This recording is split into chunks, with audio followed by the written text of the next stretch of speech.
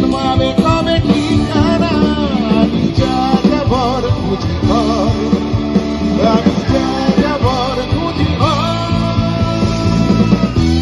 মহল বনে মাঠের ধারে তোকে তোকে শুধু ধরেছে মনে প্রেমের জোয়ারে দুকুল ভেসেছে ডুবেছে ডুবেছে। Welcome back to my channel pal. তো কেমন আছো তোমরা? আবার একটু নতুন ভিডিও নিয়ে চলে এসেছি। তো আজকের ভিডিওটা আমরা পাঁচরুল স্কুলেই যাচ্ছি, পাঁচরুল শিউরি বিদ্যা মন্দির, যেটা হচ্ছে প্ল্যাটিনাম জুবলি চলছে। আজকে দ্বিতীয় নম্বর দিনটা যাওয়া হয়নি একটু কাজের কারণ বশত। আর জাস্ট এইখানে এই মুহূর্তে রামধনু উঠেছিল, একটু বৃষ্টি ওয়েদার, কিন্তু রামধনুটা দেখতে পাওয়া যাচ্ছে না, ক্যামেরা কোয়ালিটি খুবই খারাপ। যাই হোক, আমার ফুল গাছ দেখতে পাচ্ছ পুরো বিরাটভাবে বাড়ছে। তো আজকে পাখির চোখে নাইট ভিউ দেখাবো পাঁচরুল শিউরি বিদ্যা মন্দির, এবং রূপঙ্কর বাগচি আসছেন, এবং পুরুলিয়ার ছৌ নাচ হবে। তো সব কিছুই দেখাবো, উপভোগ করতে পারবে ভিডিওর মাধ্যমে। তো চলো, চ্যানেলটা সাবস্ক্রাইব করো, লাইক করো, শেয়ার করো, সাবস্ক্রাইব করতে ভুলো না একদমই। আর যারা পাঁচরুল স্কুল থেকে পড়ছো তারা একটা করে কমেন্ট করে যাও স্কুলের নামটা, এবং যারা অন্য স্কুল থেকে দেখছো ভিডিওটা তারা স্কুলের নামটা অবশ্যই কমেন্ট করে যাও। চলো আমি ভান্ডাকে স্টার্ট সিস্টেম প্যাড কা চালা ঝোরটো। আর ওইখানে দেখো বাইরের যে মাঠ, বাইরের মাঠে চলছে অনুষ্ঠান, আর এখানে এখন চলছে যে ছৌ নাচ। আর এইদিকে দেখো স্কুল সেজে উঠেছে খুব সুন্দরভাবে।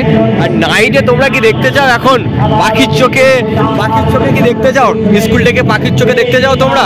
তো চলো একবার পাখির চোখে স্কুলটাকে আমরা দেখে নিই।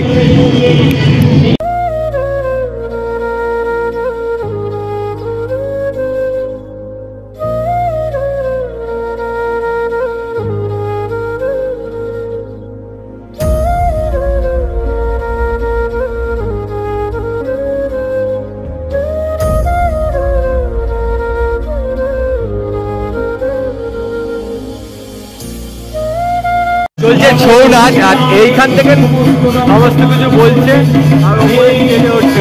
ভিড়টা শুধু দেখো।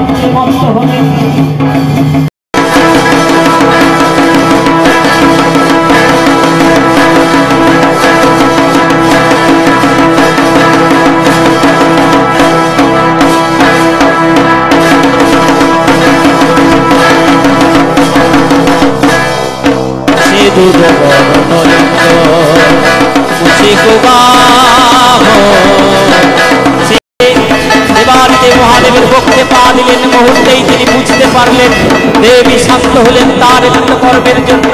লাল জিহ্বা বাহির করে শ্বেত দন্ত কাটলেন। কালী কালী মহাকালী কালীকে পাপ হরি ধর্মার্থ রক্ষতে দেবী নারায়ণ নমস্তুতে। ওম জয়ন্তি মঙ্গলা কালী ভদ্র কালী কপালিনী দুর্গা ক্ষমা শিবা ধাত্রী সহসুধা নমস্তুতে। ওম करालवदनं घोरं मुक्तकेशिं चतुर्भुजं कालिकं दक्षिणं दिव्यं मुण्डमाला विभूषितं सद्योश्चिन्नशीलखड्गवामार्थकरं भुजम् अभयं वरदं चैव दक्षिणार्थपालिकं कुण्डलितलध्रुधिरचर्चितं। মায়ের এই শান্তরূপ প্রতিটি ঘরে পূজিত হয়। মহাকালীর এই ছৌ নৃত্য পর্বটি এখন শেষ হচ্ছে। একটি অনবদ্য এবং মনোমুগ্ধকর উপস্থাপনা। এই উপস্থাপনা আমাদের মুগ্ধতায় আবিষ্ট করলো। শেষ হলো হচ্ছে ছৌ নাচ। প্রচুর দর্শক ভাই, দর্শকের শেষ নেই। আর ছৌ নাচ খুব ভালো হয়েছে, একদম খুব ফাটাফাটি।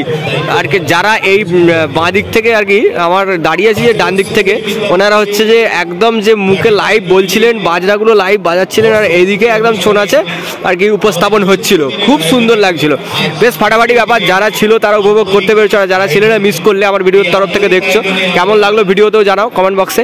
রূপঙ্কর বাগচি আসছেন আজকে আমাদের স্কুলে। আর স্কুলের এই বাইরে থেকে ভিউটা দেখো জাস্ট।